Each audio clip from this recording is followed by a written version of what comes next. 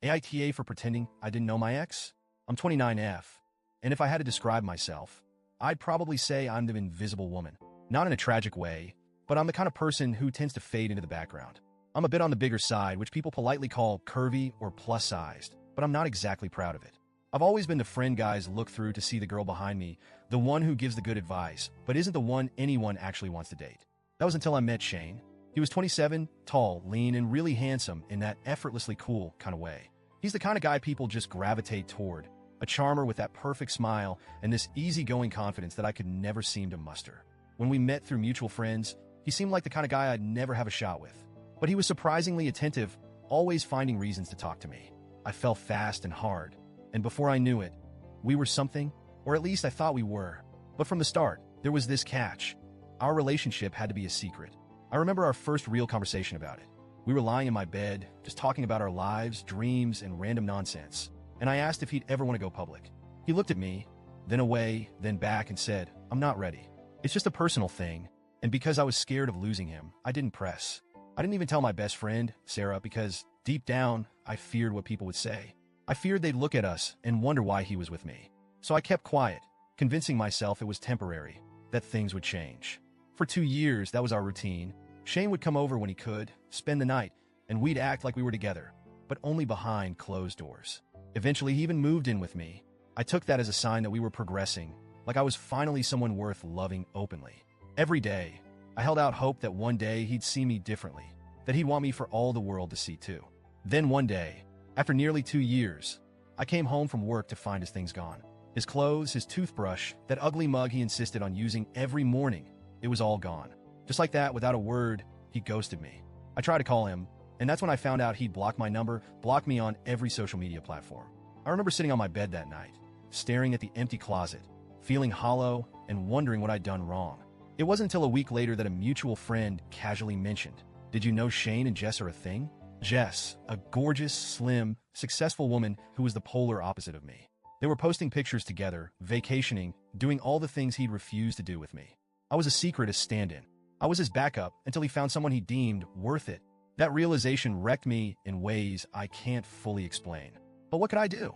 I tried to swallow the shame, the betrayal, and I buried it so deeply that no one would ever know. I went radio silent.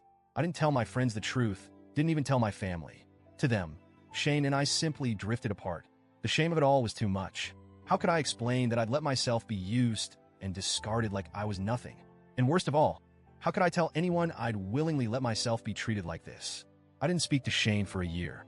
I avoided places I thought he might be, put up every wall I could, and focused on rebuilding myself. It wasn't easy, and I'd be lying if I said I didn't still have days where I questioned my worth. I tried to tell myself I'd moved on. But then, a few weeks ago, I heard that Shane was supposed to marry Jess, but that the wedding was off because Jess had cheated on him. And if that wasn't enough, I found out his grandfather, who he was extremely close to, had passed away just last month. The news left me feeling so conflicted, hurt, satisfaction, anger, and maybe deep down even a bit of empathy. But I shoved it aside. I wanted to be done with him, with anything that reminded me of the past. And yet, life had other plans. Last night, I ran into him at the grocery store. It was surreal. I was in the cereal aisle, trying to choose between 2 brands, when someone walked up beside me. I looked up, and there he was just a few feet away, giving me that smile that used to make my heart flutter. "Hey, how have you been?" he said, like we were old friends catching up. I can't explain the mix of emotions that hit me all at once.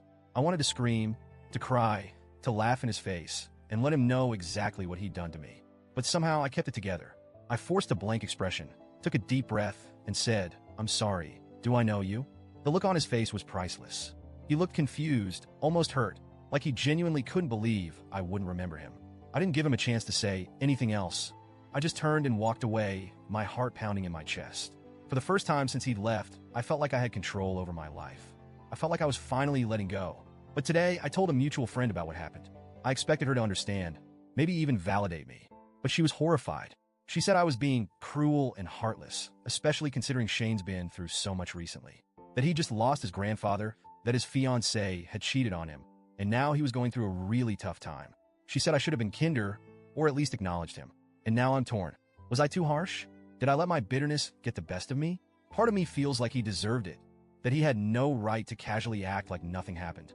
But another part of me wonders if I was the villain in that moment, If I was petty for ignoring his pain just because he hurt me, I keep replaying it over and over, wondering if I should have been better, if maybe it was time to forgive and move on. But every time I think of forgiving him, I remember how it felt to be abandoned, to be treated like a secret,